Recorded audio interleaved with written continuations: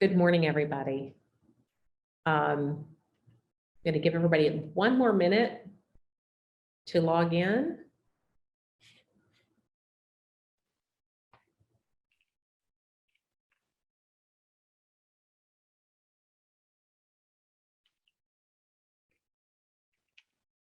I hope the weather is really nice over there in Texas. It's finally starting to get pretty again here in Mobile.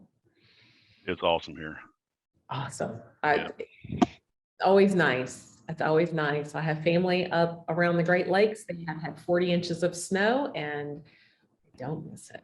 Talk to me in August. Yeah, no, I know. I know. That's a different story. Okay, let's go ahead and get started. Welcome, everybody, to Beyond Code Construction Benefits for Coastal Texas.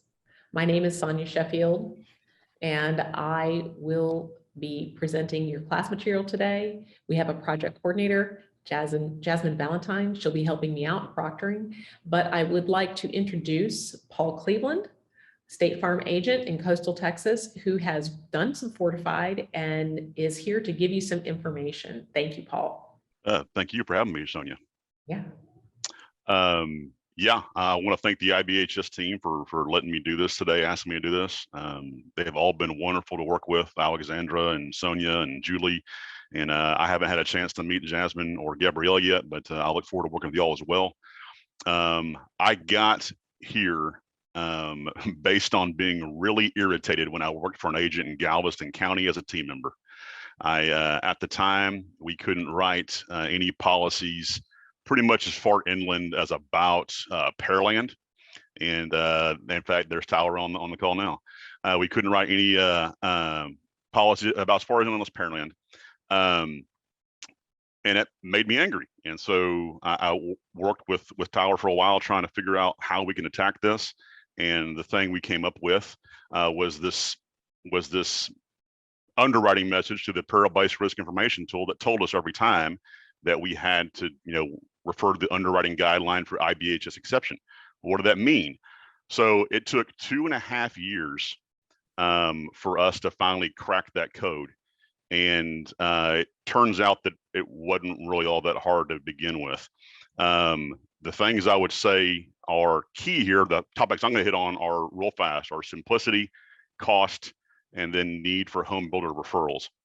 The simplicity of it is kind of shocking, actually, when you see it from the agent's perspective. The real key comes down to the evaluator relationship you have. IBHS's sort of engineering inspectors in your given areas are known as evaluators. And those people and their ability to get this stuff done, understand it, are going to be absolutely crucial. We ran into one that wasn't any good and then found one that was awesome. And Chandra has been a real asset for me personally. Beyond that, their job is just to make sure the home is built correctly, documented along the way, and inspected properly. IBHS has some real specific guidelines they want their homes to be built to. Obviously, it's why it gives a discount and why it makes it possible for us to insure homes anywhere. And I want to say that talking with our underwriters, we can insure these homes anywhere. Galveston beachfront, it doesn't matter anywhere.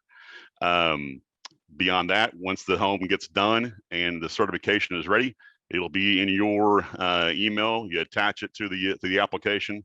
You apply the correct discount, which for new homes with new roofs is IBHS Fortified, existing home gold, hurricane level 2.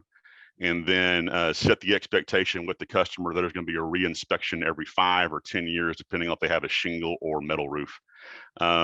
Cost, the things I've seen on the front end have been roughly 2% of the home's value on the front end, but that's for standard builds. Most of the people I'm working with are building custom homes. Those people are generally working with home builders that are building to a higher standard just anyway. And so I know in one instance, every instance we've done so far, there's been virtually no cost on the front end to the home owner beyond about $1,800 in inspection fees. That's it. It's not very much. The savings are huge. We'll get in that in a minute. But the last point here is you have to be reaching out to home builders in your area that you have connections with, because this stuff is, I think, going to eventually fundamentally alter how coastal underwriting occurs in Texas. And I think it's going to alter the entire insurance landscape eventually. And cluing them in that they can be sort of the first men off the spaceship with their customers, and understand, and helping their customers understand that this will make their home far less likely to have damage in a hurricane, bring real insurance to the table at a really good cost. And then 3, make their home so much more marketable on the back end once they decide to sell one day, because they can then hold up this IBHS certification and brag that they have one of the, right now, there are only 20 of these homes roughly in Texas. They can brag they have one of the top 20 homes in Texas when it comes to hurricane wind resistance. So again, reaching out to those home builders, making them understand this, that's grown into these home builders, frankly, using us and using State Farm as a sales tool for their own homes, which has just spun into really great things, because I get a couple phone calls a week from people building houses that got referred to me by a home builder that want to build a $500,000 to $2 million home roughly on the coast of Texas, which means obviously for all of us, they have everything else in their lives that we need to insure. So it doesn't unlock small things, it unlocks huge things with these customers. So that's pretty much it. Sonia, I don't know if anybody has any questions for me, but feel free to ask. Like I said, this is not a hard process. Thank you so much, Paul. We will take some questions at the end. And if you guys have questions for Paul, you can shoot them in the chat, and we can actually do that during our break that we'll take today as well. A little bit of background on myself. I am Smart Home America's Technical Outreach Director. I am actually a licensed Fortified evaluator, and we'll talk about that a little bit later. I do not go out in the field and do Fortified evaluations, but that way you know everything I say, I've actually done it before. So this is our first poll for today. Which house would you rather live in? And more importantly, which house would you rather insure? So if you can, Jasmine, if you can put that poll up for us. Would you prefer to insure house A or house B? This is a really easy one. We're going to just make sure everybody's awake and had their coffee this morning. Okay, almost everybody has answered. Almost.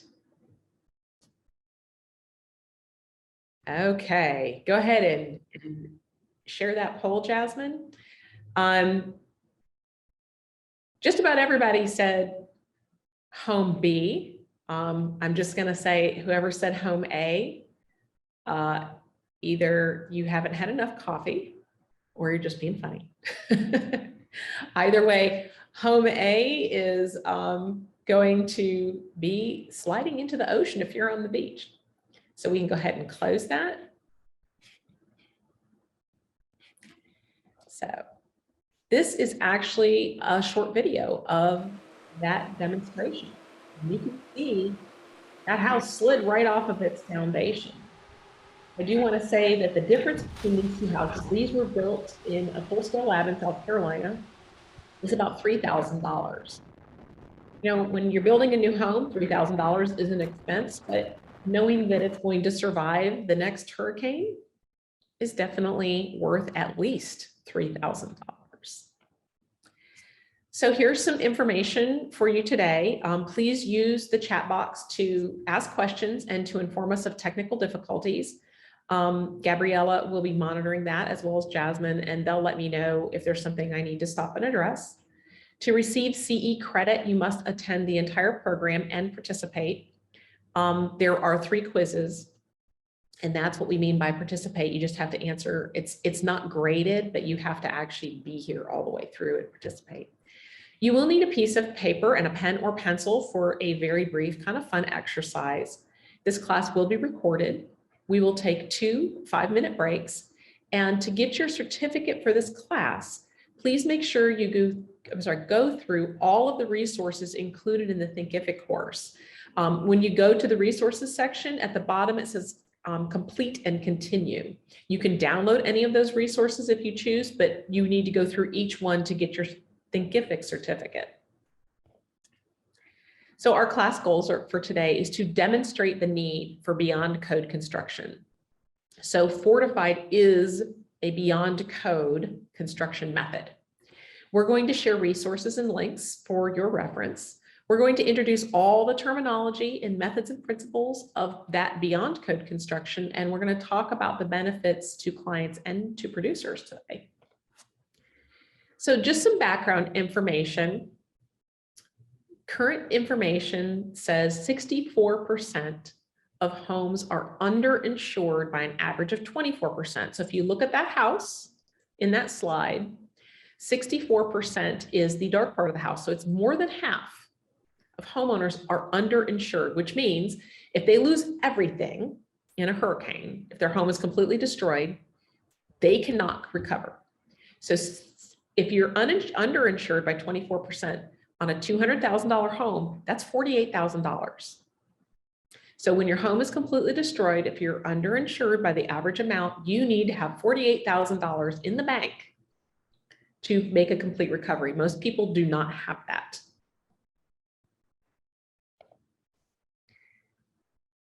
In the same vein, 75% of businesses, again, that's the dark portion of that little storefront there, are underinsured by an average of 40%. So if your business is a $500,000 business, that's $200,000 you need to have in the bank. These are small businesses. These are small mom and pop businesses. They don't have that kind of money in the bank. They're not recovering. Another statistic is FEMA says after a disaster, 40% of businesses don't reopen. So Smart Home America's vision is resilient communities. So I want to point to this house in particular. This is a Habitat for Humanity house. So we are not talking custom houses on the beach. This is a house that survived Hurricane Michael in 2018, Mexico Beach, Florida. That was a Category 5 when it hit. This house went through a Category 5 hurricane, and there were 5 or 6 of these houses. The only damage, one of them had some loose siding, that's it. So what that means is after a Category 5 hurricane came on shore, these houses, the people could get back in their house and they could go about their lives. Yes, they're not going to have any power, they're not going to have any water for a while, but they have a structure over their head. Their kids are able to go back to the same school as soon as it's open. And these people are also able to go back to work as soon as their work is open. They have some place to live. And the thing is we know what to do. There is science out there that shows us how to make buildings resistant to hurricanes and other natural disasters. So this is a great example. You can see these houses, they're all intact, right? They're all upright, they're not blown away, but take a look at the roofs. So what happens when those roofs let water in? We have all seen it. The house looks fine from the outside, but everything inside the house is at the street. And those houses also cannot be lived in. So those people are not moving back into those houses and going back to work and back to school as soon as those things are open. So we are Smart Home America, and that smart home, a lot of people think about the Internet of Things. They think about a house being wired and your Ring camera on your front door and Alexa who can order whatever from Amazon. But we believe a smart home starts with resilience, a home that can withstand the wind and the rain, a home that is resistant to flooding. Once those things are in place, then a home is adequately insured. And as you'll see, homes that are resistant to disasters are much easier and much more affordable to adequately insure. Once all those things are in place, then making a home energy efficient, making it greener, and finally wiring it up so you can see who's knocking on your door with your Ring camera. Those are all great things, but the most important part of a smart home is that resistance to natural disasters in your area. We exist to give you the information to educate your clients and homeowners. We educate stakeholders and communities.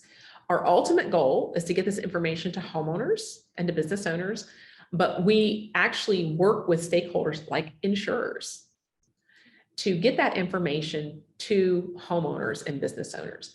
And these are all groups of people that are needed to create that more resilient community.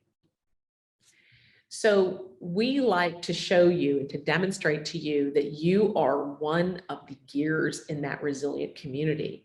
And we're going to talk about the Insurance Institute for Business and Home Safety, that gear at the bottom left there.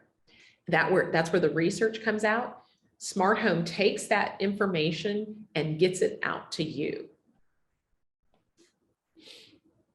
So let's talk a little bit about IBHS, that is the Insurance Institute for Business and Home Safety. They are a nonprofit organization that is funded by the property insurance industry, including State Farm. State Farm is a member of IBHS. IBHS does research on how building materials and methods resist various disasters. They put that information into practice by creating the Fortified building standard. This is their lab. This is in South Carolina. The video that we have, 2 houses that are being blown away. The one is being blown away. This is where this was built, and we'll see a couple other videos. This lab is huge. You can build full-size structures on the inside.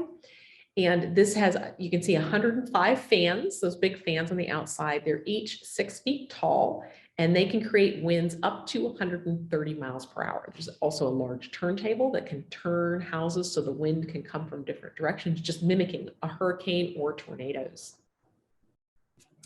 IBHS has been researching damage to roofs in particular, and its causes for over 20 years. They have 4 main areas of research: wind, hail, rain, and wildfire. We're going to talk about the first 3 today. So as of February 1st, just a couple of days ago, over 35,000 homes have been built or re-roofed, so it doesn't have to be a new structure necessarily, to the Fortified standard. So as you will see later, these homes have all performed really well in hurricane force winds and wind-driven rain. So just a little note, this map only shows Fortified home program designated homes. There was an older program called Fortified for Safer Living. Those homes are not on here. There were not very many of them. Right now, Texas is at 23. We are working really hard to make that number bigger and get the word out. So we're going to start by talking about building codes, mitigation, and resilience, and then their effects on insurance. So we're going to start with building codes. So what is a building code? A building code is a collection of regulations that is adopted by a local municipality to govern the construction of buildings. So the building codes work. These are houses that went through Hurricane Harvey, and you can see they're on the coast. So if you look at the bottom there, the house that was built in 2017 under a more recent code, it did pretty well. It held up. It did lose its roof. It's not clear if there's a leak on the inside. It does look like the felt paper is all down. It looks intact. I can't tell you for sure that it didn't leak, but that house did pretty well. It held up. But as you look at those other houses, the house from 2000, it's a total loss. There's nothing left of it. I mean, yeah, there's a couple walls there, but there's, structurally, there's nothing left. The house that was built in 72, same sort of thing, but the house was built in 1970 is still intact. But if you take a look, it was updated in 2008. So what this shows is building codes do work if they're enforced. So building codes absolutely make a difference. So this is just loss events in the United States from 1980 to 2018. What is very interesting about this is we hear a lot about, fires and other major disasters. But if you look at those bars, the green part of the bar is meteorological events. These are tropical storms, convective storms, those are tornadoes. Though that is the big driver of loss are those big storms, whether they be inland convective storms with tornadoes or hurricane storms on the coast. Okay. So these houses also went through Hurricane Michael. This is Mexico City Beach, and you can see this is category 5. They stood up. You can see the building codes worked. But if you look more closely at these houses, look at the roof damage. Look at all of the debris at the street. The problem is, even though the house is still there and it can be fixed on the inside, that house can't be lived in right away. That's not true resilience when you have an entire neighborhood that, yeah, the houses are all standing, but nobody can live there because on the inside, their house is just destroyed. So all of that needs to come out. And then, as we all know, when there's a disaster, you wait in a very, very long line for months to get a contractor in to fix all of that stuff. So we're talking about months finding some other place to live, finding some other way to get to work, finding some way to get your kids to school. So this is still a huge driver of loss, even when the building codes work. So we can go beyond that code. This is an example of the Coastal Construction Code Supplement. This is something that Smart Home America worked with our local code officials. And the coastal counties in Alabama have adopted this Coastal Construction Code Supplement. So this supplement actually follows Fortified. So if somebody builds to this, they're building a fortified home. Now, does that mean they get a fortified designation? No, it does not. We'll talk about that in a little bit. But the Coastal Construction Code Supplement has been incredibly successful at preventing damage and therefore preventing loss. We have also created an inland construction code supplement that we hope to have the same sort of results inland that we are seeing in the coast. So let's talk about mitigation. So mitigation literally means to make less severe. We talk about mitigation. You guys talk about it in insurance all the time. There's all kinds of mitigation. Wind mitigation. That's the most common one. What is wind mitigation? There's all kinds of different things that you can do to mitigate wind loss. How the types of shingles and how you put them on, the types of metal roof and how you put it on. Putting storm shutters on a house is a form of wind mitigation. So the Insurance Services Office, ISO, they take a look at different mitigations in a community. So one of the things that they look at is the Building Code Effectiveness Grading Schedule, called BSEGS. So BSEGS actually, so insurance rates are determined partially on this BSEGS. So if your community has up-to-date building codes that are well enforced, then they can have lower insurance rates. So to quote directly, municipalities with well-enforced, up-to-date code should demonstrate better loss experience, and insurance rates can reflect that. So if you're less likely to have to pay out because of really awesome building codes, you are able to have lower insurance because you're reducing your risk. So traditionally, the paradigm has been a hurricane comes through or disaster comes through, everything is blown down, flooded, whatever, and we build it all back. And the idea is we build it back as quickly as possible. Well, why? Why do it that way? Well, because people can't go to work, kids can't go to school, businesses can't open because they don't have workers, businesses can't open because they're damaged. So all of these things need to happen quickly so life can go on. But what we are saying is we want to have a new paradigm that's proactive and goal-oriented.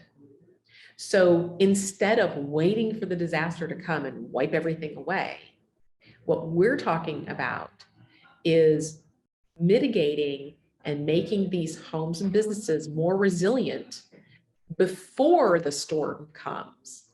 So intentional resilience is goal-oriented, the goal being that people can get back into their houses faster, and we're reducing risk, which means reducing insurance payouts. It is sustainable because the less stuff you have to take out of your house and put at the side of the street is, better, making our landfills smaller. It's absolutely affordable. You saw those slides at the beginning where those Habitat for Humanity homes, the Habitat for Humanity in a lot of Gulf Coast areas build only gold fortified, and we'll talk about the different levels. This is absolutely within the reach of people. And making it community wide is really what makes us resilient. So I've used the term resilient a lot. So what does resilience actually mean? Resilience is the capability to recover. So the technical is a capability of a strained body to recover its size and shape. So imagine a stress ball. When you squeeze it and you let go, it goes right back to its old shape. That's what we want our communities to do. We want, when the hurricane comes, everything gets squeezed in, there might be some damage, but we want it to recover quickly and to go back like it was before. So the strengthening of residential dwellings and businesses is part of what is resilience. So this home, this survived, this is Mexico Beach. You can see it's right on the beach. Everything around it is gone. That is not resilience. It is resilient to that one person who owns that home. But it's not resilience community-wide because all the other houses are gone. And probably the grocery store is not open. Probably the people who work at the grocery store don't have any place to live. That's not true resilience. We have a vision of resilient communities, a smart home and a smart business that can take the wind and the rain falling from the sky and the rain coming up during flood times and is adequately insured if there is damage. That means your entire community can be resilient.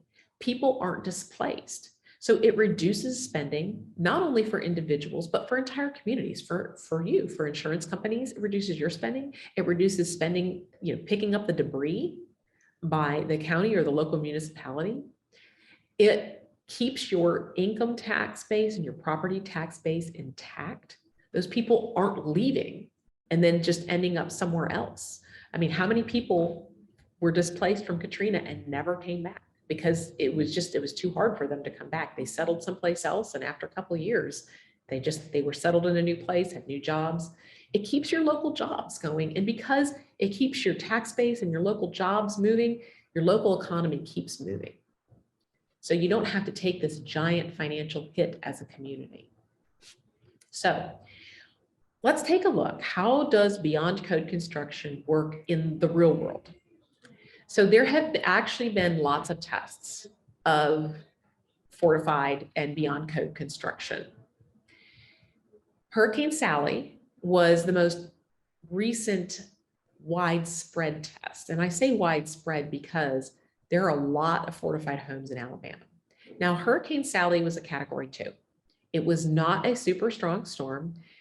The problem with Sally was Sally moved between 2 and 4 miles an hour. And we've all lived through hurricanes. 2 and 4 miles per hour is absolutely crazy. Some people were in the eye wall of Sally for 8 hours. So even at a Category 2, that's not bad. But for 8 hours, there was an immense amount of damage because Sally just kind of sat there. So at the time in Alabama, there were almost 17,000 fortified homes that were threatened. And I want to make it clear, some of these homes were new construction. Some of these homes were older homes that had been retrofitted with a fortified roof. So what makes Sally really interesting is it threatened more fortified homes than any other storm. So Hurricanes Dorian, Florence, Isaias, and Sally. So Sally was the last one. All the rest of them were in the Carolinas, I believe. So how did those homes do? Well, 95% of fortified homes, even the ones on the beach, had little to no damage. What that means is 95%, and actually as we are getting more information in, it's probably, that number's gonna be higher. So it's probably, we expect it to land around 98% of homes and businesses that are fortified did not have enough damage to make an insurance claim. How does that make your bottom line look? I mean, that's incredible if we can pull that off, right? I'm going to talk very briefly about inland. This is Moore, Oklahoma. This is a tornado in 2013, and we can't prevent all damage. Sometimes really catastrophic things happen, and you can't build. Not everybody can live in a bunker. So we can't prevent all of that damage, but we can help prevent this kind of damage. You see, again, all that roof damage, and we can completely eliminate this damage on the outer edge. There's no reason for that.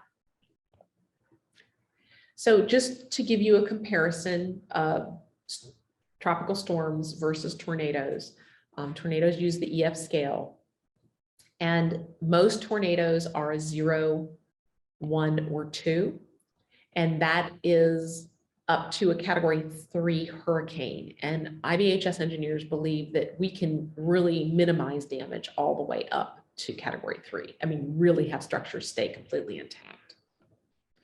So I'm going to fly through this. This is the path of the Moore, Oklahoma tornado. Tornadoes are like hurricanes. They're more intense on the inside than they are on the outside. So if you're far away from a hurricane, of course, you're on the outer bands, you are going to get wind, but it's not going to be that bad. So for that Moore, Oklahoma tornado, this is the EF0 winds. That's EF1, EF2. So remember, IBHS engineers say we can minimize damage and eliminate damage in some of this area. So now we're getting into the area, this is the EF3, that you're still going to see some damage. 4s and then 5, and I'm backing out. This is where the Ef5 damage occurred. So fortunately, tornadoes like hurricanes are named after the strongest part. So this was an Ef5 tornado. Fortunately, most of it was not an Ef5 tornado, only those 2 little spots. So backing out, this was Ef4, which is plenty strong. And then there's the 3. So we believe that even building to the fortified standard, there will still be some damage, possibly catastrophic damage in those Ef5 areas, I'm sure, and some of the Ef4.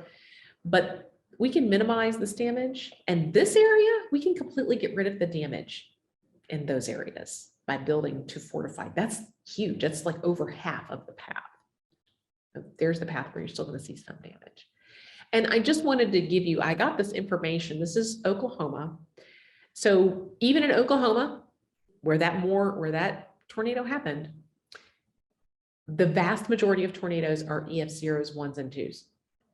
So as you can see, 74, if you add all the EF0s and 1s, 74% of the tornadoes are EF0s and 1s. So we're talking about completely eliminating damage from 74% of the tornadoes.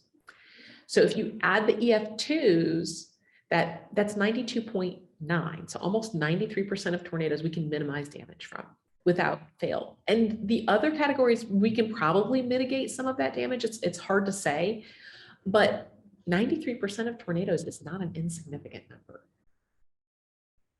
Okay. So let's do a quick review. So IBHS is the Insurance Institute for Business and Home Safety. They do research on the building standards and they make recommendations. We are Smart Home America. We take that information and we take it to you. We are educators. We are educating all the stakeholders in the community. Building codes are absolutely critical. We see that they work, but they are absolutely minimum standards. So even if your building code is great, like let's say your building code is really awesome and you've adopted that coastal code supplement, it's still the minimum to what you can build to. Building code is always the minimum, even if it's awesome. Mitigation and resilience affects claims, insurability, and insurance rates, and we know that we can create better outcomes.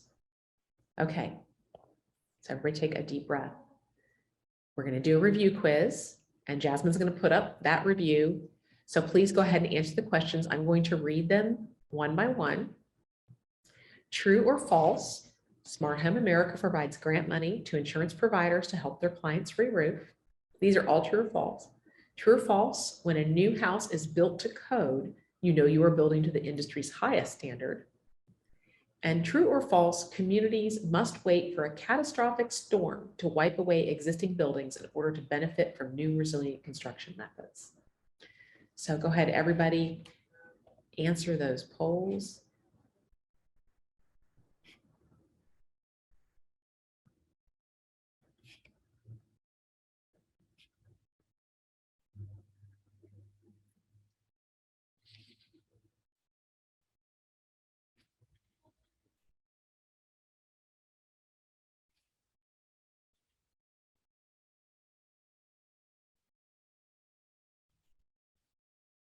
A couple more people can answer.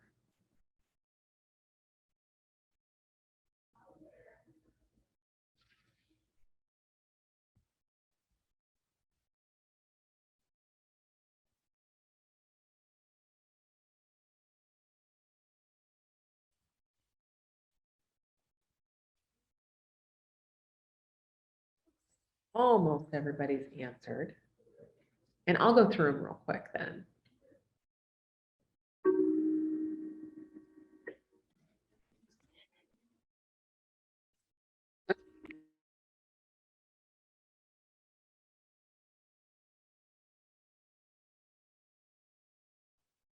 Okay, Jasmine, if you could end the poll and share it.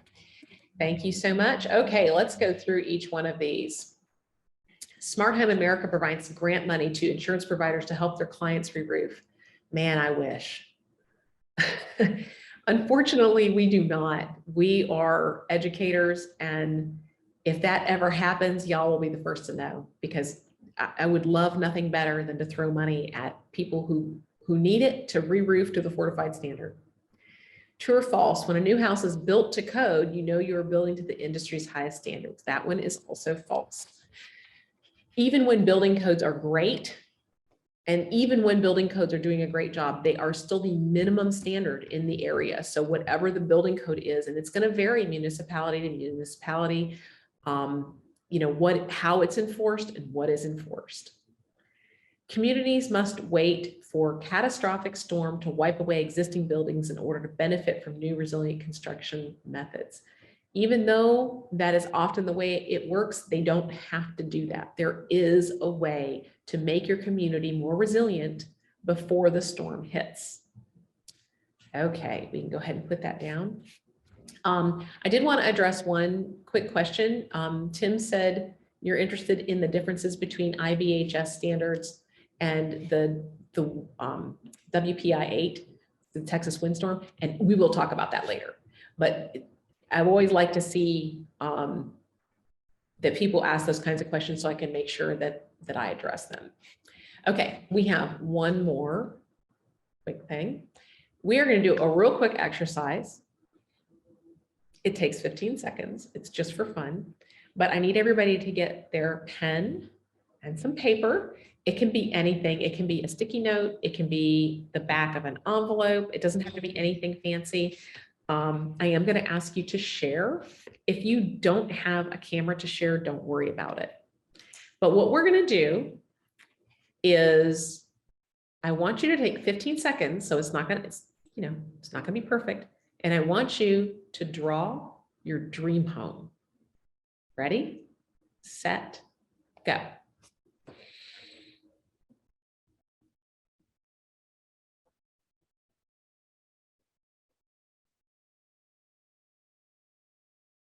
Okay, done. So if you have a camera, if you could turn it on, and you guys can see here, I've got my, whoops, I'm not very good at this. Here's mine. It doesn't have much. There, Gabriella's got hers. If you don't have a camera, please don't sweat it. But it's just kind of a fun little thing. Yeah, exactly. So it's hard to draw, obviously, draw a home in 15 seconds. But what do all of those houses have in common? They have walls and a roof. Awesome. Thank you, Tyler. They have walls and a roof. And this is what we're talking about. When your customers, when your clients, when yourself, when you build a home, what are the things that people dream about? They dream about that tile that they saw at that home show. They think about the big bathtub that they want, that the view that they want from their bedroom or their drawing room. They think about the granite countertops. They don't think about their walls and the roof. This is the thing that Fortified cares about, is the envelope of your house. So those kinds of things on the inside of your house, none of that changes. What we're doing is making that envelope more secure to protect those things inside your house. So we're going to take a 5-minute break and we'll come back in 5 minutes, and feel free to put things in the chat and I'll try to address anything when we come back. Thank you so much.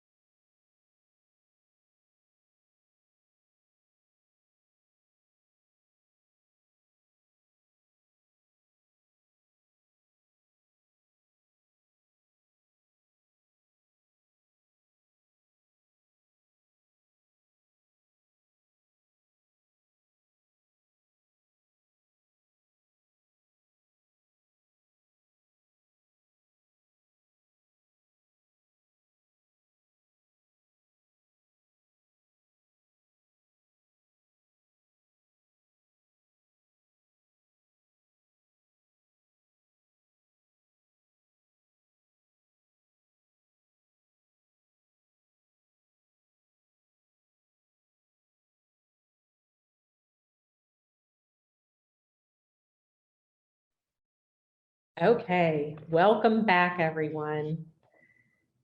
Let's see here. Oh, I'm sorry. I'm reading the notes. Tyler mentioned that the kids would be separate part of the home. Safety is silence. I'm right there with you. Okay, so let's jump back in. So we've talked about, beyond code construction, and we've mentioned Fortified and the IBHS, the Insurance Institute for Business and Home Safety, but let's really talk about what is Fortified. So what does the word fortified mean? Fortified means made stronger, made better, made more secure. You can think about fortified city or fortified bridges, and we use it in everyday things. Our cereal is fortified. It has extra vitamins and minerals, making it better for you. Our wine can be fortified. It has more alcohol to make it last longer. So improving or enhancing something, making it better, making it stronger, all those things refer to fortified. So IBHS does everything in the lab. It has been taken out. Fortified is it is a tested system at this point. There are over 35,000 homes that have been fortified. And all of these people are enjoying peace of mind. They're enjoying insurance discounts, and their insurers are enjoying knowing they have peace of mind as well, knowing that those homes are going to do much better in the next storm. So what is the fortified building standard? Well, it's a couple of things. I want to make it very clear, even if your local building code has everything that is required by Fortified and it's all put together, okay, so it's enforced. Fortified itself is a voluntary program. It is not required for anybody to do. So contractors and builders can participate and offer their home buyers a third-party validated protection. So that third party is IBHS and the Fortified Evaluator, and we'll talk about that and why that's important. It is geographically appropriate. There is a hurricane standard and a high wind for inland standard. And there are 3 levels. There's roof, silver, and gold, and we'll go into that detail. Each level builds on the lower level. So if you have a fortified gold home, its roof qualifies for fortified roof. You can't get to gold without that. So you qualify for roof, and then you add some things to get to silver, and you add some more things to get to gold. And over 30,000, it's now over 35,000 homeowners are enjoying the peace of mind that comes with living with a fortified home. So what's eligible? So we're specifically talking about fortified home. Okay, there is also a fortified commercial for businesses, but we're talking about fortified home for residential construction. So what's included in that? So single family detached homes, duplexes are eligible, townhomes are eligible. A townhome refers specifically to something where you walk in on the bottom floor and that's yours and you own up to the ceiling. So when you're talking about houses side by side, those are townhomes. If people are living on top of each other, like an apartment building, those are not eligible for fortified home. That is actually eligible for fortified multifamily. That's a different standard. Manufactured homes are actually eligible. There's a caveat though. They have to be built after July of 1994. They must be HUD Wind Zone 3 rated, and they must be permanently attached to a foundation. So that takes me to the first type of property that is not eligible is anything on a dry stack foundation. So what is a dry stack foundation? A dry stack foundation is, you frequently see manufactured homes and dry stack foundations, cinder blocks piled up. There's no rebar, no concrete in them, and the home's just sat on top of it, just sitting up there. That is a dry stack foundation. That is not eligible. Now, if you put some concrete in the ground and put some rebar in it and put those cinder blocks on top, poured some concrete in, and then had hurricane straps holding that house to that, that's a whole different story. That's a permanent foundation. Mixed use buildings and commercial buildings are not eligible for fortified home. They are eligible for fortified commercial. And multi-unit residential condominiums and apartments are eligible for fortified multifamily, which is brand new, just came out last month. This is just to give you an idea of how much Fortified has taken off. And the reason is it's been proven time and time again to work. So you can see back in 2011, there's just like a little tiny little sliver of houses. And the roof is green and the silver is that little tiny sliver in between the gold and the green. You can see as of 2021, the vast majority of designations are fortified roof. Those are almost all on existing homes, so they're not new homes. Fortified gold is that kind of beige gold color at the top, and then silver's in the middle. So remember, in 2020, so 2 years ago now, at the end of the year, there were over 7,000 designations for 2020, 7,282. Okay. Hurricane Sally hit. Remember, Alabama has more fortified homes than any other place. Hurricane Sally hit in September of 2020. So what happened when all of those people had a chance to re-roof? Well, in March of 2021, there were 1,200 designations that month. That gives you any idea when people look around and they see all of their furniture is at the street because their house leaked and they've got water all over the place and drywall's ripped out, carpets ripped out. They go to their neighbor's house and they say, he's got no damage. How'd that happen? Well, it's because his house has a fortified roof. People get pretty excited when they find out they can re-roof and not have damage next time. So the difference between fortified and building to code.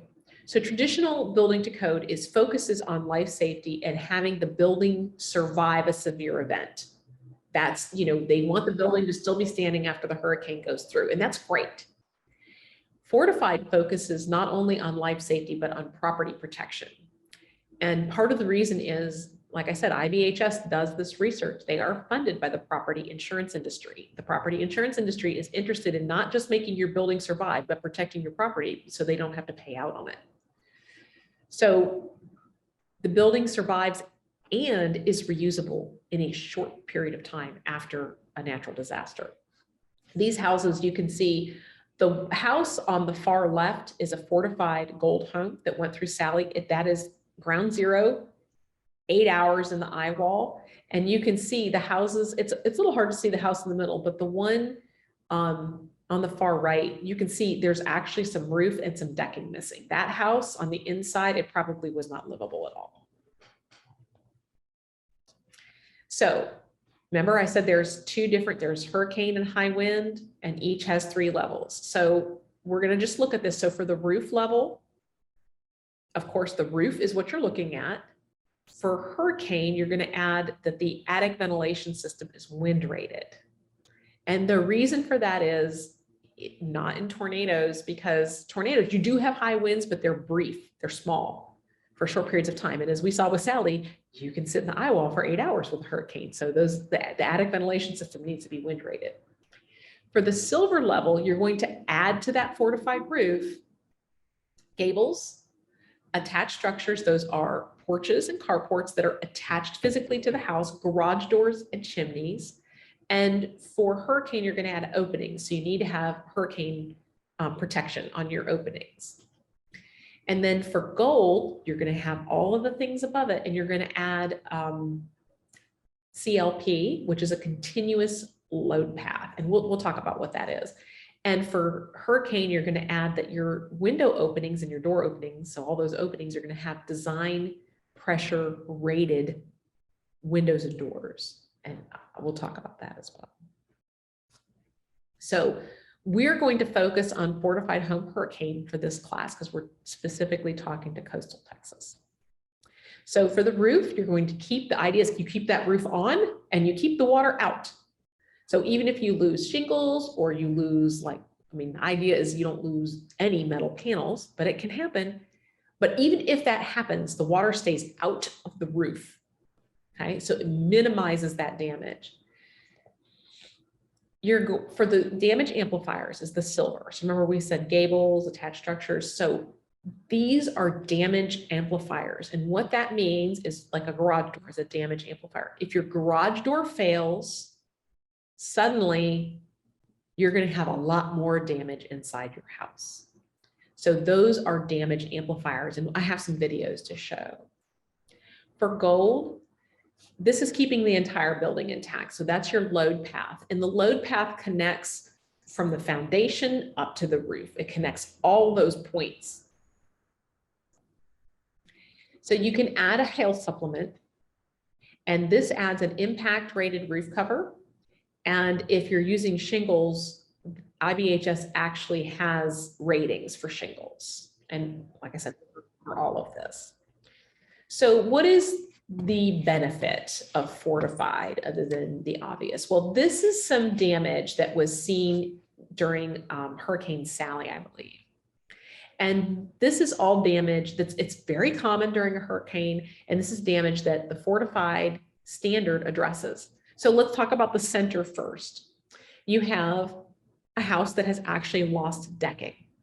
So not only did they lose part of their shingles or whatever was on that roof, it's hard to even tell now, the actual roof deck came off. That house is going to be a total loss on the inside. I mean, you might be able to save some of the wall structure, but there's no drywall, there's no flooring, there's nothing in that house that's going to be able to be salvaged. The house next to it, you can see somebody has put metal panels over top of shingles. Well, that does not happen in Fortified because time and time again, research shows that 2 layers of roofing does not do well during high wind events. So 2 layers of roofing is never allowed. And not only that, if you put roofing right over top, how do you know that there's not rotten roof deck under there? There's no way to see. On the very left, that is a gable. So that's the damage amplifiers we're talking about with silver. That gable blew completely out. And then on the right, you see that the wall has actually come apart, and that is something that would be addressed by the load path. My guess is this house has a blown out window or door somewhere where it pressurized on the inside and blew that out. But that would be addressed by gold. So time and time again, this is where damage starts. It starts at the roof. So the soffits are underneath, the little eaves that hang out, the soffits and the fascia there at the edge. That's all roofing. So if you can keep that roof intact, your chances of getting through a storm unscathed increase dramatically. So this is kind of a fun little video about it's Roofing 101. This is a member of IBHS actually went out into the field and interviewed man on the street, and these are for real, interviewing these people and asking them what they knew about their roof.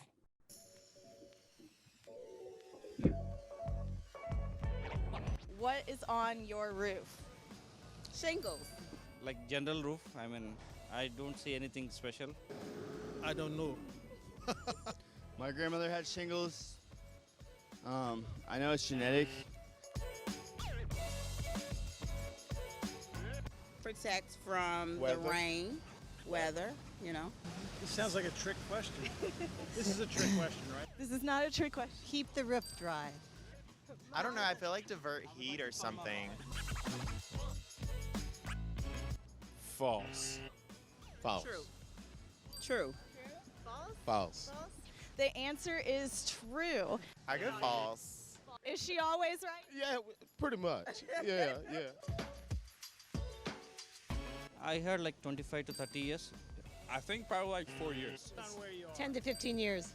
It depends on where you live. 10 to 30 years is what they're supposed to last. I think I was getting gypped on my shingle guy. 80 miles per hour. 110. I don't think I'm even close to the strength of a shingle. I would think that I can beat a shingle like an arm wrestle. There are 3 things to consider when installing a new roof. If you want a stronger, better roof, check out Fortified Roof. Second, the optimal time to install is during spring or summer. And lastly, you have a choice when it comes to what is on your roof. For more, follow us on social media at Disaster Safety using the hashtag What's on Your Roof. It's a stress ball. Bro, dude, I got a stress ball, bro. Okay, so going back to the importance of the roof, 90% of losses, it can be up to 90% of losses in a given year. So roof-related damage is responsible for between 70 to 90% of total losses in any given year. So it can be up to 90%. So if you can take the roof out of the equation, that is huge when we're talking about insurance losses. So let's talk about fortified home hurricane, because that's going to be our focus today. So we're going to start with fortified roof. So what does fortified roof include? It is the roof and the attic ventilation system. So there are three main parts for fortified. You're going to nail it down with ring shank nails. Ring shank nails double the uplift, the pressure from the wind needed to tear off your roof deck. And that's doubled from a regular nail, not from a staple. Staples are even lower than that. So to nail down your roof deck, remember, you're going to have to take everything off of that roof down to the deck. Of course, you're going to replace any rotten decking, and you're going to nail it down with ring shank nails. You're going to, step 2 is seal that roof deck. So in this picture, they're showing with the zip system, but that black tape is on every seam. So you've got your plywood, and at every seam, you're adding a 4-inch wide tape that actually keeps the water out. The last part is locking it in with that drip edge on the edge. And we want the drip edge to go over top of all of the underlayment underneath.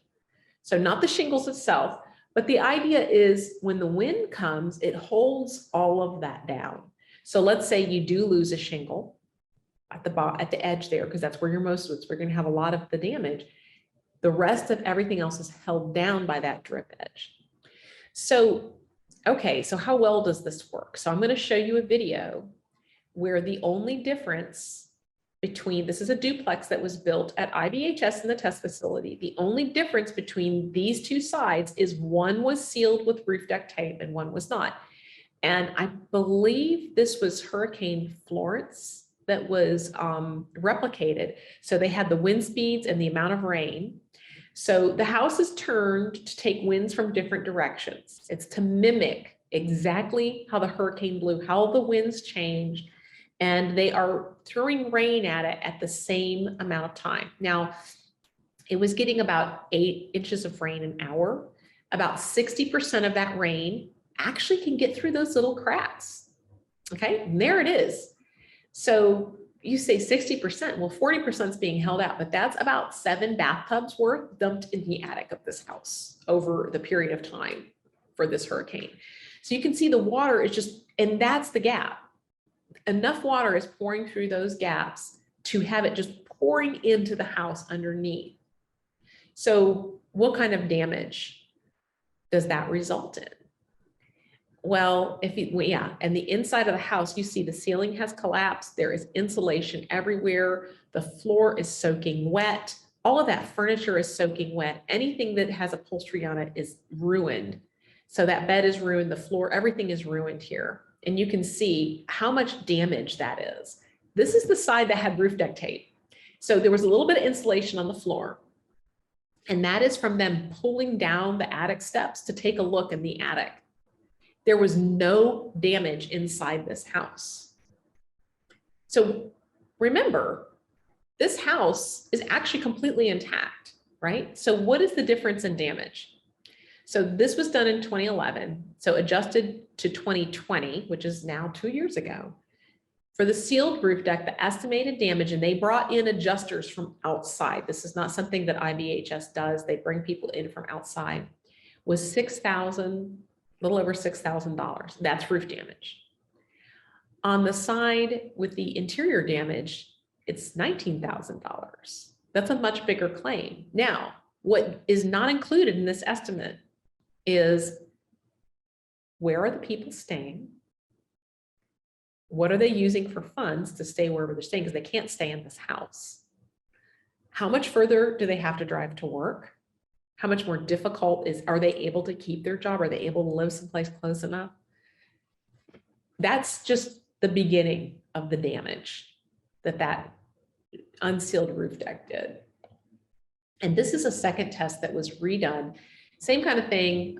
It was a duplex, it was a little bit smaller, but on the sealed roof deck side, there is absolutely no damage. You can walk in, have a cup of coffee, sit on the couch, read the newspaper. On the other side, you can't even get in there. And I was not at this test, but people who were, they made them wear hard hats inside because that ceiling could collapse at any moment.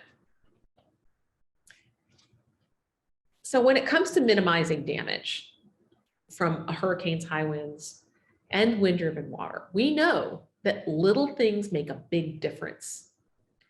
In this picture are those ring shank nails. Ring shank nails are about $100 extra. The roof deck tape is $500 to $700 on your average home. So just those two things, less than $1,000, can really make a huge difference in how your house weathers a storm and how your property weathers the storm, not just the house. So these little things are at the heart of what IBHS does. They're not looking to have people build bunkers and, things that will resist anything. They're looking to add make very small changes that make big differences. So let's talk about adding a hail supplement. A hail requirement, the big thing is whatever is put on the roof is impact rated. So there are steep slope and low slope. They're two different things. Impact rated roof coverings. The skylights, if there are any, need to be impact rated. And if there's a photovoltaic system, solar panels, they also need to be impact rated. So this is the roof, shingle, and hail impact ratings. These are for asphalt shingles. IBHS actually released this. They worked with the industry, with the roofing industry, with the shingle industry, told them they went and bought these shingles off the shelf at local supply house. They did not get them from the manufacturer. And you can see they didn't all do well. So to get the hail supplement, they need to have shingles that are either rated excellent or good by IBHS. Not every shingle is tested. These are all hail shingles. And you can see two of them didn't make the cut. So this is really good information to have if you live someplace that has a lot of hail. If you're putting something on that is not a shingle, like clay or concrete roof tiles and metal panels, there are other impact rating systems that you can use. These two forms of roofing need to have gone through an impact rating system. Okay. So we've talked about fortified roof in hurricanes. So what is fortified silver? So fortified silver adds those damage amplifiers. Those are the openings, that's your windows and doors, gables. So a gable on a house is the peak. Attached structures, so it's going to be porches and carports, garage doors and chimneys.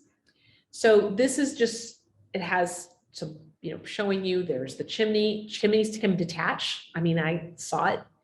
I've seen it many times during hurricanes where the chimney is just nailed on the top of the roof, and when a big hurricane comes, just blows right off. So now there's a giant hole in your roof to let wind and water in. Gable ends are actually vulnerable to wind. Garage doors can fail, and there's a video I'm going to show you, can lead to catastrophic roof failure. So let's focus on garage doors for a minute. So garage doors need to be wind rated. For hurricane zones, we recommend that they don't have glass. They can't. If they do, a homeowner insists on having glass, it must be impact rated glass. So you can see the garage door blew out in this house, and that back wall is gone. And you can see on the edge there, you start to lose those shingles because you're starting to have roof damage coming from the wind from the inside. So this is a video, and at the very end is actually testing done at IBHS. The rest of it is just a demonstration video.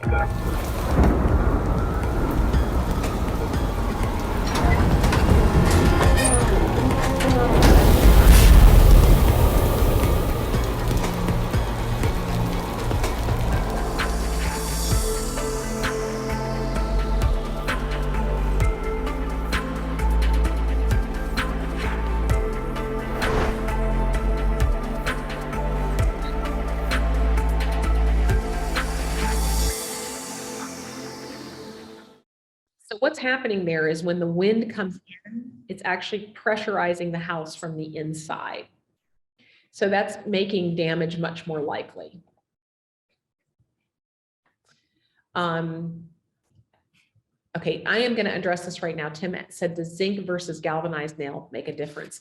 If you are right on the coast, like when I say right on the coast, like within 1,000 feet of the water, I think it's up to 3,000 feet, you need to use stainless steel for anything that's exposed. So we're talking about fastenings on the roof itself, or some of the zinc coated screws and stuff for metal panels work, because they've been tested at salt water. So yes, they can make a difference. You do want, when you're really close to the ocean like that, you do want to check and make sure that what you're using can withstand the salt spray. If you have further questions about that, shoot me an email, and my information is going to be at the end here. Okay, so let's talk about another one of those damage amplifiers, attached structures. So we're talking about carports or porches that are attached. So what we're saying is that each one of those, so when you have your porch column, it's attached to the foundation below it. As the porch column goes up, it needs to be strapped with hurricane straps or ties to the beam. So that column can't just be nailed into the beam. It's got to be attached with a strap. And then that beam needs to be strapped to the rafter to hold everything together. And the reason that's a damage amplifier is if that fails, it becomes windborne debris, and suddenly it's aimed right at your house because it's right next to your house. This is a carport that was again tested in the testing facility. So there is carport, it fails at 80 miles an hour, and you can see it rips the entire roof off. You see it's all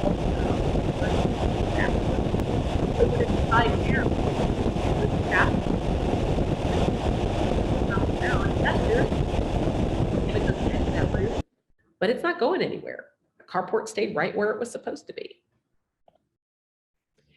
So, just as an aside, that 110 is an Ef5. So there's your tornado. Okay. So we've done fortified roof and fortified silver. So the last level is fortified gold. So what do we need to add to get to the fortified gold level? You need to add the structural CLP, which is your continuous load path, and design pressure rating for openings. So opening design pressure rating are windows and doors, and what you're going to see in, if you've ever looked at a new house, on the windows, they have a sticker and it has all this information. One of the things they'll have on there is design pressure. So it needs to have a tested design pressure rating for windows and doors for gold. Still has to have the hurricane panels unless you have impact rated stuff. That continuous load path is something that is done by an engineer. It's an engineered continuous load path, and I'm going to show a little video about it. So let's take a look at this a little more closely and what this is. Properly tying a house together to create a continuous load path will make it much more resistant to both uplift and horizontal wind forces during high wind conditions, as shown here. The roof must be connected to the walls. The upper walls must be attached to the lower walls. The bottom story must be connected to the foundation. The sill plate, which runs horizontally along the bottom of the walls, can be attached to the foundation using anchor bolts with oversized washers or other metal connectors. Note the large strap at the corner that anchors the wall studs directly to the foundation. This provides a critical connection at the ends of the wall. The bottom of the top wall must be secured to the top of the wall below. The wall studs are connected to the sill plate, which runs horizontally along the bottom of the walls. Again, note the large strap at the corner. This provides a vital connection between the end of the wall above and the end of the wall below. Metal connectors are used to attach the roof framing to the top plate, which runs horizontally along the top of the walls. It is important to make sure that the metal connectors from the roof structure to the top plate and from the top plate to the studs are on the same side of the wall, as shown here. All exterior walls and the roof need to be covered with structural panels that can be made of plywood or oriented strand board, for example. Be sure to include sheathing on areas around openings for windows and doors. These panels greatly increase the strength of the house and will keep it standing strong when high winds blow.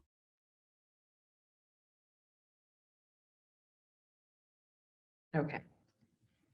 So the point of a continuous load path is everything is attached to the foundation, and every time there is a new piece of wood, it's connected in some way. So that connection goes all the way up, and then that sheathing, the plywood or the OSB on the outside of the house makes the house even stronger. So before we start the review, I wanted to address what Tim said about zinc and galvanized nails. And yes, zinc does definitely rust more quickly. So on the coast, galvanized, for different galvanized screws or nails, they have to have testing that shows that they can resist the salt spray if the roofer or contractor does not want to use stainless steel. So that is a whole nother test about, and it's thousands of hours that they test a certain number of hours with salt spray to see, you know, what kind of damage it takes. And there are fasteners, there are screws that absolutely they have that testing done to show that they are as good as stainless steel. Michael Meeks said, you couldn't hear what I was saying over the wind noise. I apologize for that. So what I was saying was that the structure on that manufactured home, that carport that was added, when it was tied down correctly, so it was attached to the foundation and you had all of the strapping and it was strapped correctly to that manufactured home, even in wind speeds that were 30 miles an hour higher, it was it was fine. It didn't move. It didn't become a damage amplifier. Okay, so let's review what we've done now. So damage progression begins with the roof, which is why the first level is fortified roof. It always starts with the roof. And if you can protect the roof, you go a long way to protecting the whole home. Fortified, the fortified building standard, doubles the strength of your typical roof. There are 3 designations: roof, silver, and gold. Each designation builds on the one before, so you can't get to gold without a fortified roof, or silver for that matter.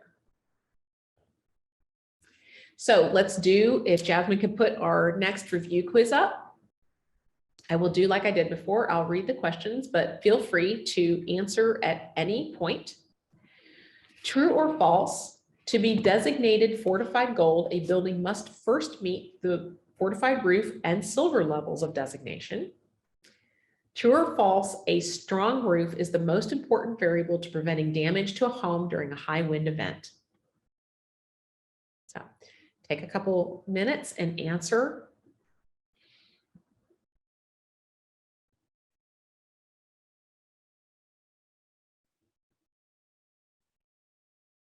Okay, got a little over half of people answered.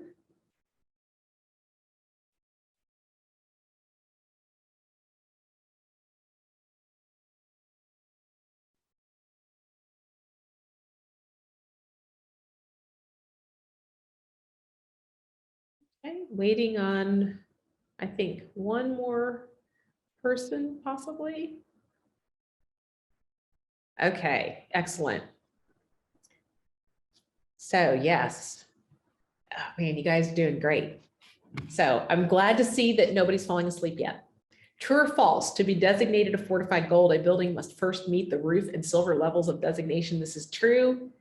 100% of people got it right. That's awesome. True or false, a strong roof is the most important variable to preventing damage to a home during a high wind event. That is actually true as well. Fortified roof is super important. So we can go ahead and take that down. So we are now to our second break. We will take 5 minutes and we are in the home stretch, folks, and we'll be talking about some people's experiences with fortified home and some Texas specific mitigation discounts. We'll see you in 5 minutes.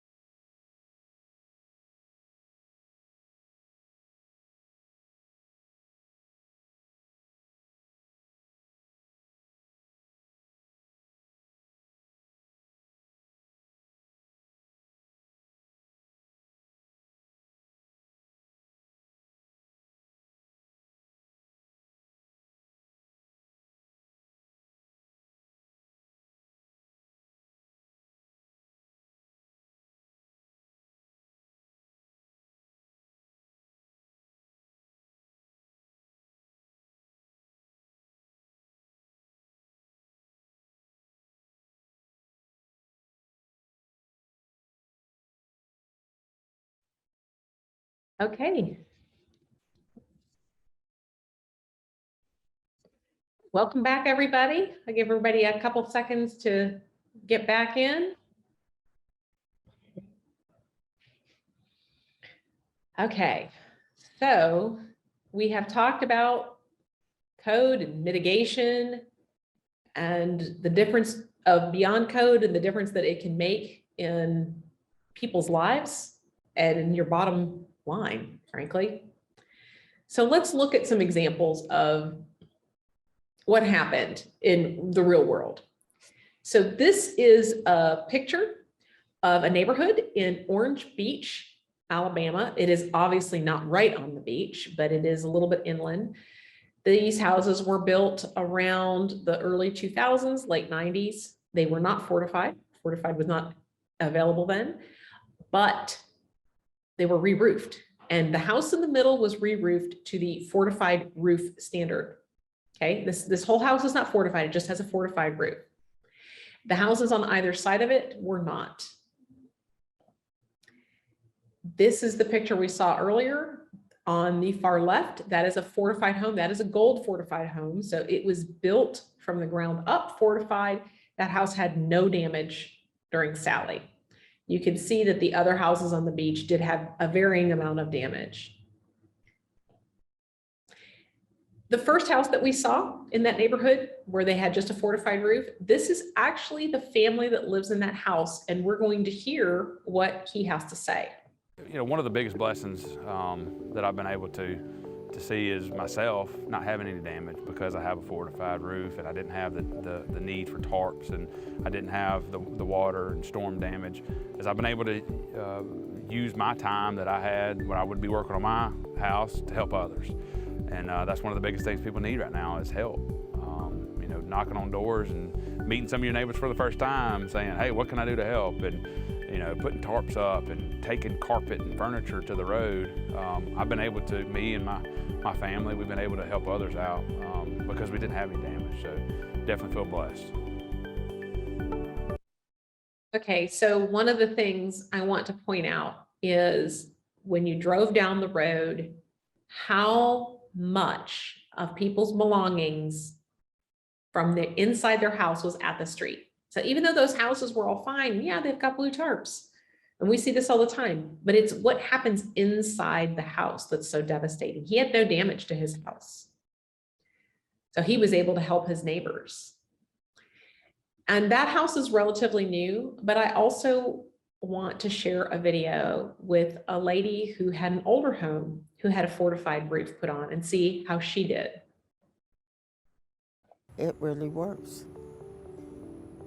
People said it sounded like a train, but I didn't hear anything. I was confident that my roof was gonna hold up, and it really, no shingles or anything fell off my roof. It was just like nothing had never happened to it. But there's people that didn't have a fortified roof. Their shingles came off. And that made me feel very blessed to have a fortified roof.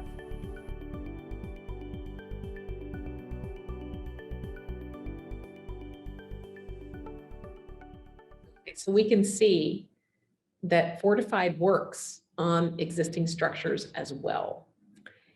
Now, this is a home on Grand Isle in Louisiana. Grand Isle took the eye of Ida. And you can see in the background there, that home was completely destroyed by Ida. This structure in the foreground is a fortified gold. It's a brand new structure. You can't tell from this picture, which is a shame because it's actually a duplex and there is a gap. So the wind can go in between the two sides of this house. And it still did great. It had no damage. This is the 9th Ward in New Orleans. The house in the center has a fortified roof. Again, that's an existing home. It has a fortified roof. It had no damage during Ida. This is fortified commercial, specifically fortified multifamily. And we already talked about this. This is something that we're not talking about in detail in this class, but I just wanted to show you a picture. These two multifamily housing units are 1/4 mile apart from each other. The one on the right was built fortified. And it did have a little bit of, now these houses were not done when Ida rolled through. Ida pushed back the opening of these new structures 3 weeks. Category 4 hurricane delayed 3 weeks.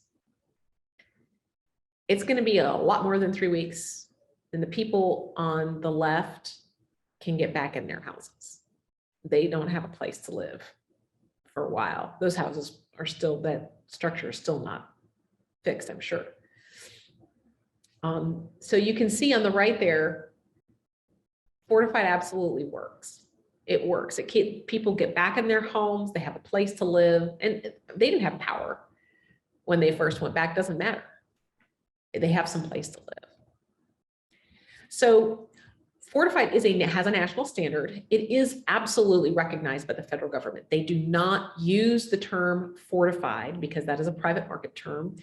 FEMA calls it P as in Paul 804. That is the high wind standard. And they encourage all of these groups, FEMA, USDA, HUD, and SBA, all encourage building and rebuilding to that high wind standard, okay, which mirrors fortified.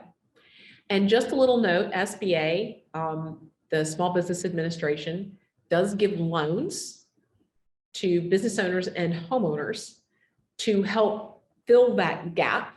They're low interest loans, but if you agree to build to or rebuild to that high wind standard, that fortified standard, you can get 20% more money because they realize it's a good risk. Nonprofits build using fortified. Habitat for Humanity is, most people have heard of Habitat. Along the Gulf Coast, they build a lot of fortified gold structures. Team Rubicon, which is retired and ex-military, they do, when they do their rebuilding, they're starting to use fortified. And SBP, they are the St. Bernard Project. They were born out of Katrina, but they actually are national now, so they go by SBP. Everything they build is to the fortified standard. So let's talk about, okay, we like, now you're interested in fortified, how do we do this? What is the fortified designation process? So the first thing you need is a fortified evaluator. A fortified evaluator is licensed by IBHS. They have to pass a test, but they are independent. They have their own business. They're often also home inspectors, lead inspectors, HERS inspectors, some other kind of inspector, and they are also a fortified evaluator. But they run their own business. They set their own prices. Only a licensed fortified evaluator can submit a project to IBHS for a designation. A homeowner can't submit it, a roofer can't submit it, a contractor can't submit it. Only a fortified evaluator can submit it. Each agent is independent, so their rates are going to vary. And here are your local, and I'm not sure why that came out like that, but here are 3, there should be a 4th one. Hold on. Okay. That's all of them. These are the 4 local evaluators that I have confirmed are active and are doing fortified evaluations in your area. Now, this slideshow will be made into a PDF and it will be included in our resources section. So you will have that information. There is also pilot, and if you look up fortified evaluators pilot, you can get, they have a 1-800 number. They're everywhere, they're national. But they only, in area where you have a couple evaluators, they're only going to do roofs. They're not going to do gold. So you do have some other, now I'm also going to say, if you are interested in working with a fortified evaluator and you are struggling to find somebody, like let's say you live a little bit further away and you're not having somebody, please let me know and I will get you hooked up with somebody who can help you. That is one of the things that I do. I do not work for IBHS, but I am a licensed evaluator and I will get you in touch with somebody who can help you.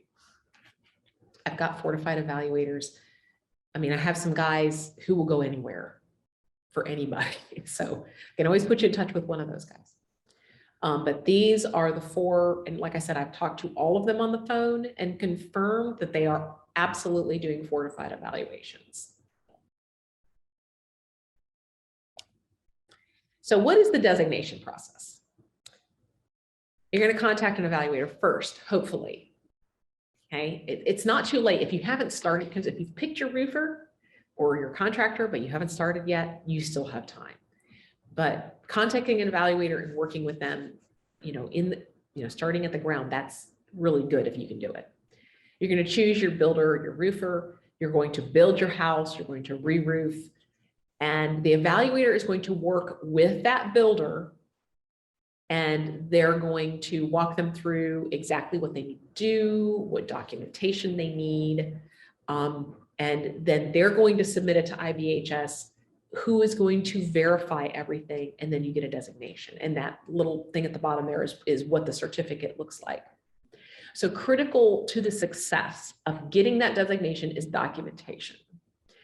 When I was an evaluator and roofers were taking some of the pictures, or contractors, they were giving me, they say, how many is too many? There is no such thing as too many pictures. There's no such thing as too much information, because I can always weed through it.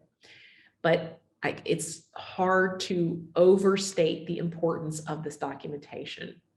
Photos is the primary documentation, and it's not just photographs of what is installed, it's also photographs of how it's installed. So just having a picture like, oh yeah, we put roof deck tape on this roof and there it is at the site. No, you have to show the roof with roof deck tape on it. Especially the higher levels, you're going to have data sheets, and that's something that evaluators can pull for, like windows and doors and different sorts of things. And there are compliance forms for the roofer. The evaluator does not have to be a certified engineer. A lot of evaluators are certified engineers. There is an extensive course. There are certain requirements. They have to have so many years, like if they're a home inspector, they have to have so many years of home inspections under their belt. There are pretty specific requirements to be a fortified evaluator. And they do take a test. They have to pass the test. They also are required, before they can submit anything for designation, they're required to show the insurance that they carry on their vehicle and themselves. So they do have to carry a certain amount of insurance as well. And they are absolutely trained. This is actually a fortified evaluator. So he is on a roof, and this is not a new roof. To clear that up, he is taking a picture of an existing roof to help determine what needs to be done for this roof. But once everything is reviewed, this is what the certificate looks like that you'll get. And we're going to talk about how you can verify that. A house needs to be designated every 5 years. IBHS will send out a reminder saying you're due for redesignation. And the homeowner can contact an evaluator, and it can be any evaluator. They do not have to use the evaluator who did it first, because some guys, they retire, they go out of business, they move somewhere. So you can use any evaluator to do your redesignation. The evaluator is documenting changes to the home and modifications, because 5 years doesn't seem like very long for a roof, right? Especially if you're not in an area with a lot of hail. So why is it 5 years? Well, because there are other things that they're looking for.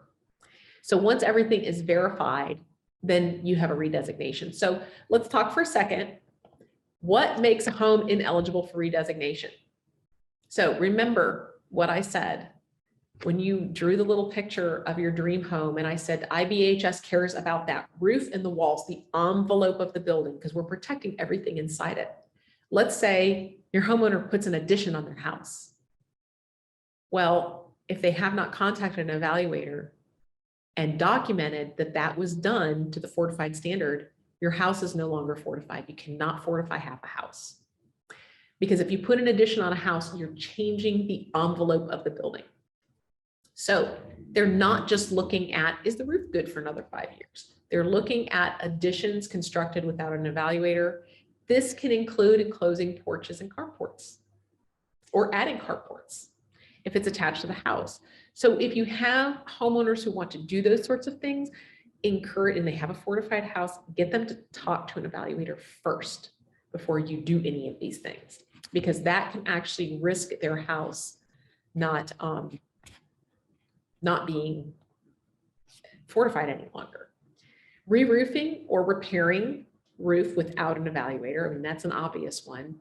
Replacing doors and windows. Okay, so if you have a gold level house, remember one of the things that's required is that design pressure rating, okay? So if you put a new door in, how do you know it's design pressure rated? Well, you don't.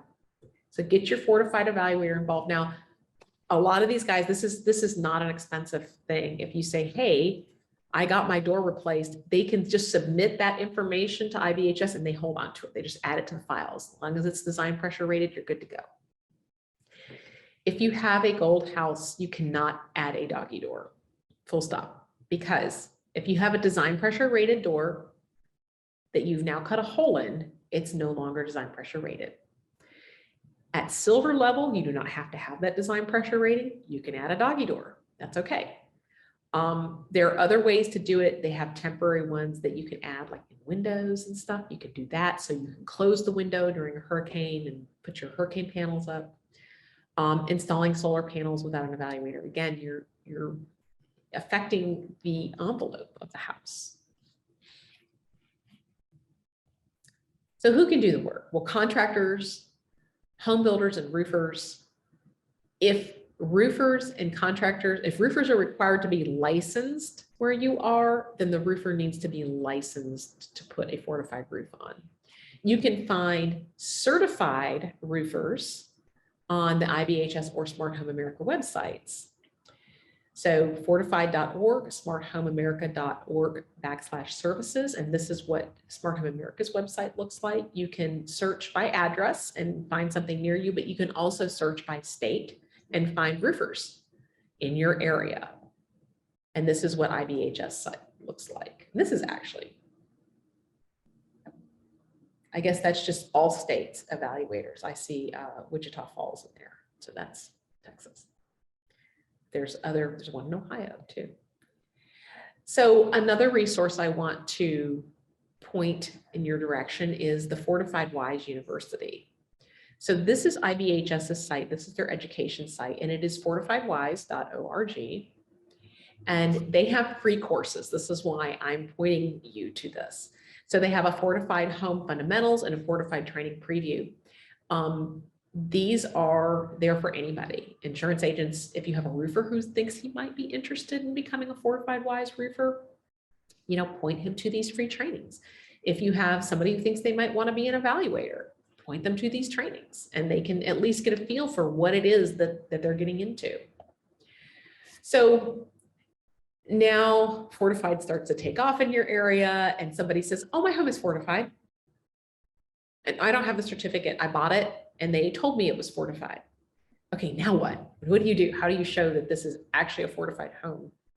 There's a couple of different things you can do. Let me go back a slide. You see that little gray area just to the left of the hurricane symbol. That is actually a QR code. It can be scanned. And what you should see when you scan it is a fortified level and the address of the home that says it's fortified. Okay, make sure the address matches.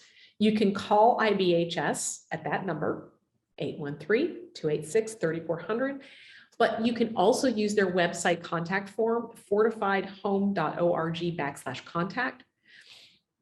Just fill out the information and in the message say, I am an insurance agent. Here, I am trying to verify that this address, make sure you put the address in, is fortified. Also, because State Farm is a member company, you have the ability to have your own, to search the database yourself. You have to sign up to do this, and that is the website at the top. It's ibhs.org/fortified-database. You have to choose a username, first name, last name. Your email must be your State Farm email. It cannot be another email. It has to be your State Farm email. So once you do that, it takes about 24 to 48 hours to get confirmation back, because they do actually go through and make sure that everything's valid.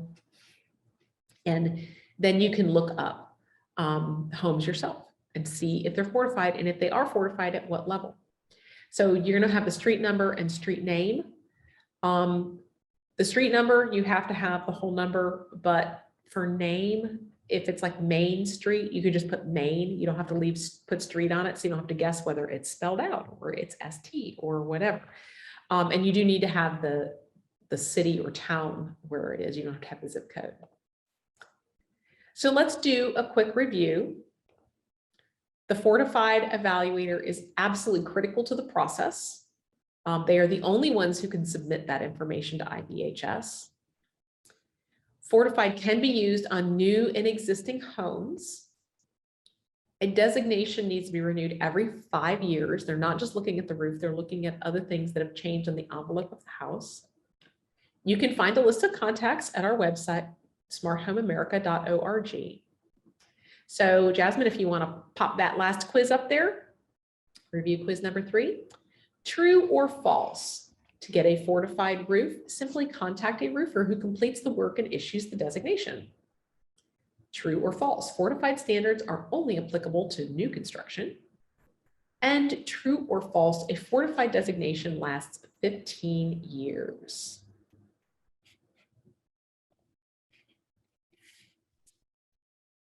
Marcella, I'm not sure if anybody else is having an issue with audio.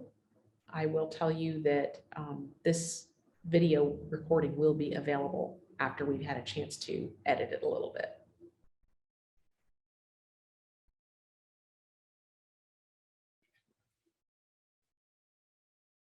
Okay, waiting on a couple more people.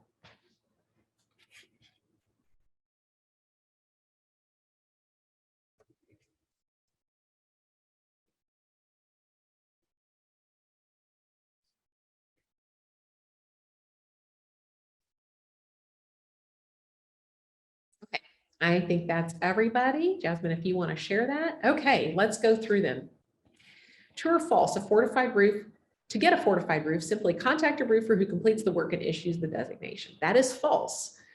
Again, the only way to get a designation is through IBHS. One of the powers of Fortified, it is third-party verified. You don't just take anybody's word for it. And you need to have a Fortified evaluator involved to submit all of that information to IBHS. True or false? Fortified standards are only applicable to new construction. This is also false. We know we can re-roof an existing home and it does really great. True or false? Fortified designations last 15 years. This is also false. So they last 5 years. And that is our last review quiz. Jasmine, if you want to go ahead and take that down. Yes, Marcella, we'll get the video up and I'll share that with you. I'll make sure that you get an email so that you can watch the video and be able to see all the parts that you missed. Okay. So what we want to tell our homeowners is we want them to protect what is priceless. And what makes your house a home? It's not just the building envelope. The building envelope protects everything on the inside of it. And we wish that this is all it took for people to act, like it'll give you peace of mind, but it's not. That's not what makes homeowners act. What makes homeowners act is definitely not feeling secure. And it's not necessarily sustainability, because a house is much more sustainable if you're not having to muck it out every couple of years because you've lost everything on the inside. So let's talk about mitigation incentives. Incentives meaning money. There was a study done by the University of Alabama, Auburn, and University of Mississippi that showed that having a fortified designation increases a home's value by 7%. This was repeated. That study is not published yet, so I'm not going to refer to it, but it was repeated and it has held. So what are some Texas mitigation incentives? We're going to talk a little bit about Windstorm Insurance Association. TWIA, the Homeowners Assistance Programs, or HAP, and the specific insurance discounts. So the Texas Windstorm Insurance Association does require the WPI-8 wind inspection to qualify for any insurance from TWIA. Okay, That is, TWIA is the Texas state wind pool. All the Gulf Coast states and up along the coast, anywhere where you have hurricanes, everybody has a wind pool. The wind pool is the insurance of last resort. They are more expensive because they are not allowed to compete with regular insurance. If you can get regular insurance, but you can't, because most insurers cannot take on the risk of writing wind, right, for these houses because the losses are so huge. So the question asked earlier was, how does this compare to Fortified? So the wind pool inspection requires wind rated shingles and wind rated vents. So those are two things that are required by Fortified. It does require, if you have staples, that deck needs to be renailed, but it does not require ring shank nails. So that's an upgrade to Fortified, and it does not require a sealed deck. That's going to be another upgrade to Fortified. So Fortified is definitely more stringent than the Windstorm. Okay. The Homeowner Assistance Program, following Hurricane Harvey, the General Land Office, or GLOW, began administering the Homeowners Assistance Program to assist homeowners impacted by the disaster to repair and rebuild their homes, improving a damaged home so that it's stronger against natural disasters, elevating homes above flood level. This is something that, you know, homeowners should definitely take advantage of if they need it. There's also temporary relocation assistance.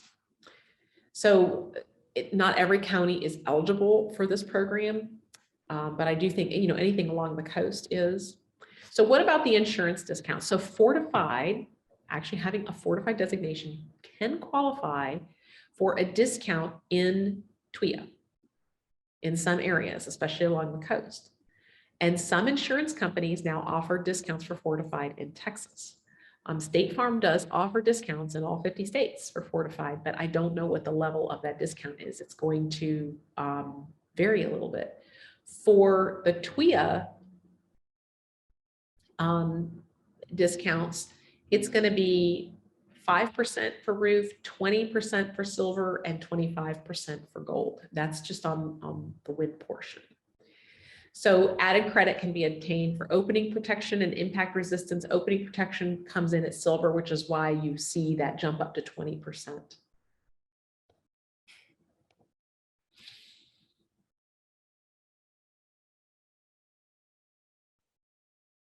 Oh, I'm sorry to hear that.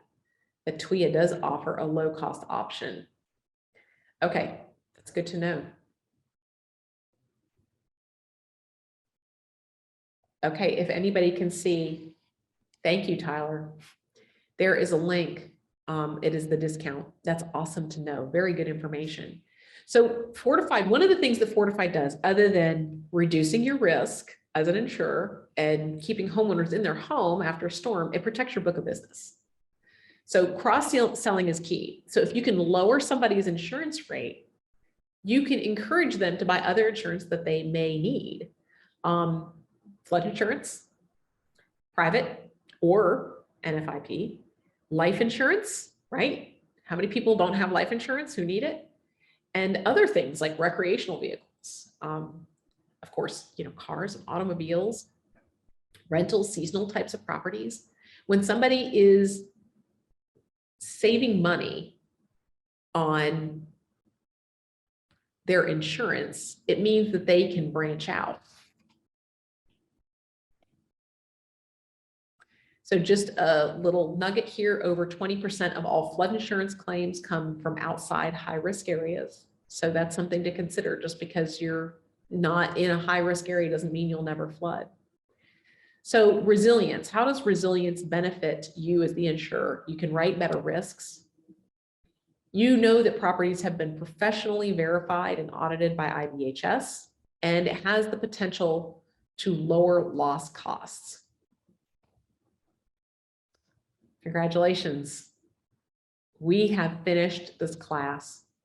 We have gone over the principles and terminology of resilient construction. We've talked about options and consumer benefits. We have talked about the increased insurability of property, of homes specifically, through reduced risk of loss. and the different levels of fortified home, and the opportunities to lessen errors and emissions. So I'm going to leave you, we're going to have a couple resources at the end. Instead of that old recovery, rebuilding, mitigation, what we are talking about with Fortified is putting the mitigation at the front. So the ideal is resilience. Oh, good. Thank you, Michael. There we go, putting that mitigation in the front. And I do have one final poll for the resources. This is our website, smarthomeamerica.org. We have 2 public-facing sites. Oh, sorry, Michelle. Don't Goof when you re-roof and Don't Goof floodproof. These are sites that are specifically geared towards homeowners and people in the community.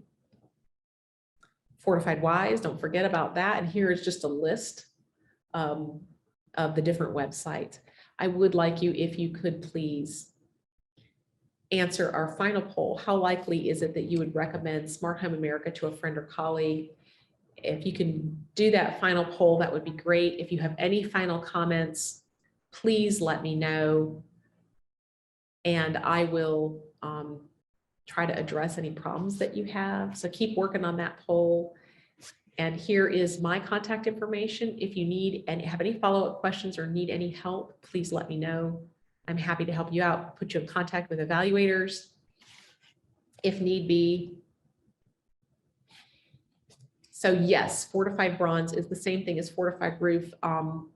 The difference, the thing that they changed was they reduced some of the extra qualifications and they moved them to silver, to the next level. So there was a lot of things that made it very difficult for people to re-roof to the Fortified Bronze level, because there was a lot of, like, if your soffits were too wide, you had to cut those back. So they took all of that out and it is just Fortified Roof now. It is just focuses on the roof and the ventilation of the roof. So yes. Okay, thank you so much, everyone. If you haven't answered the final poll, please do, and let me know if you have any other questions.